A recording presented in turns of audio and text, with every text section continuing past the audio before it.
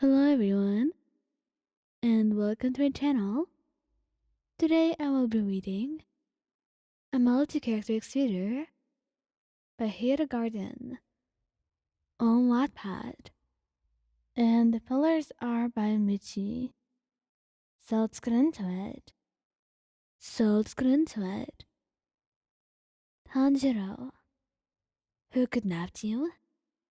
Muzan, of course. The demon had gotten one of his underlings to take you away, to try and bait Tanjiro into chasing after you. It worked. Tanjiro absolutely hauled his ass to try and get you back, only to fall into a trap. It took both him and Nezuko to defeat the demon and get you back. Thankfully, in one piece. But you could see that Tanjiro was immensely worried. And as soon as you were away from danger and he held you, he cried out in relief. Zenitsu, Kageko kidnapped you. To break Zenitsu, he snatched you away from the group with only another in your place, telling him to come alone. And of course, he came alone as planned, demanding Kagaku give you back. The demon said he would only if they fought.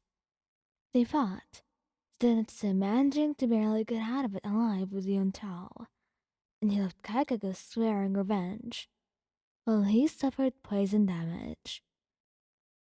Inosuke, Dama kidnapped you. He did not actively seek you out on his own though. However, while he was strolling along, he thought you were pretty enough to eat. So he took you. And Inosuke figured it out pretty fast and rushed after you, demanding that Doma give you back. They did battle for a while, until Doma, part of him, just handed you back, telling him to get stronger so that they could have a more interesting fight next time. Inosuke brought you back to the camp, still pissed off.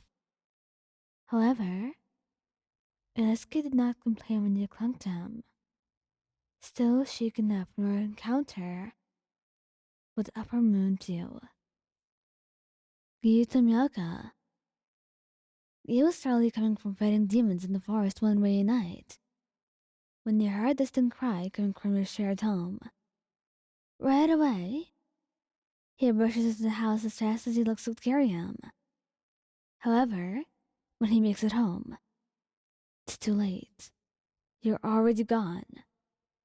He will immediately look around the house, then outside, then everywhere in its perimeter, calling out your name with all his heart. But when he doesn't find you, he stops, falling to the ground. He couldn't protect his sister. He couldn't protect Sabito. And now, he couldn't even protect you, his girlfriend. He felt like the useless little boy that he used to be, unable to do anything but cry. His head hangs low, wanting to disappear from the world altogether, before taking another glance at himself in the puddle. He stares at his face, full of agony, before it contoured someone into one full of self-loathe. What was he doing? You were out there, somewhere, possibly in pain as he sits there and cries like a baby. He wipes at his eyes, shaking his head. No, you're a pillar. Stop crying and get up. Go find her. Don't stop until you find Wayan. With that thought, he's up on his feet immediately, his impassive face back as his blue eyes glow in the rain, full of determination to find you. He was not going to let them take you far away. He's going to find you, even if it takes days to do so.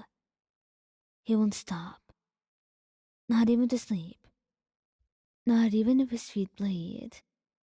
He will keep running until he finds you and makes sure that you're safe again. Kyojuro Rengoku. Imagine this. Kyojuro gets assigned a mission far away from his home, and even further away from you. He doesn't like it one bit, but he knows his duties as a pillar are important. So after talking it out with you decided you'd call a relative to stay with while he's out on his mission to make you both feel safer in a way. You exchange letters the whole time he's away, and he makes sure to answer everyone, while you do the same. However, one day, you don't answer his message. He waits for a few hours before sending another. But again, no answer. He sends another and another. And at this point, he's worried. He knows he can't abandon his mission, so he works even harder to hurry and find the demon, so he could get back to you. And once he does, he rushes straight to your place. And this is when he learns you've been kidnapped. At first, he stares at your family member, who's crying on the floor in front of him, not knowing what to do. All I know is that his body is shaking in anger. He's not angry at your family member, but himself. How could he have left you all alone for that long? He should have abandoned this mission right when he stopped answering his messages, but he knew you wouldn't want that. So he just takes a deep breath, composing himself, before asking who or what took you. And after they tell him, he's determined to find you, walking out. He no longer accepts any missions, ignoring the perilous comment about his ignorant behavior. He doesn't care. All he wants to do is tell him to go away, but he remains quiet, his expression unreadable. Only when the pillars try to stop him is when he snaps. He will yell at them, out of his own frustration, telling them to leave him alone. He pushes and shoves past them, marching forward. He doesn't know where you are, but he will find you. That's a promise he'll make to himself. Tengen. You had only lost your consciousness once, and when you woke up, you were on the bed in one of the butterfly state beds, with Uzui beside you. You're awake. Thank God, he exclaimed, as he worriedly stared at you, and there was guilt present in his eyes, as he saw your bandaged body. The mere thought of losing you, and all those times he blamed himself for what happened, it all weighed him down and took a huge toll on him, and everyone around him could see that clearly. So he did come and rescue me, he joked, hoping to use attention around him, painfully sitting up, which Izzy of course helped you with. It's not the time for the joke. I thought I lost you. He trailed off, sadly glancing to the floor. You softly took his face, making him look at you. I'm here, aren't I? And it's all thanks to you. You said as you smiled sweetly at him, pulling him towards you to reassure him about all his guilt and regret. Obanai, you were close to giving up, but soon you heard his voice among the cries of demons, and it was like your HP bar had gotten full again.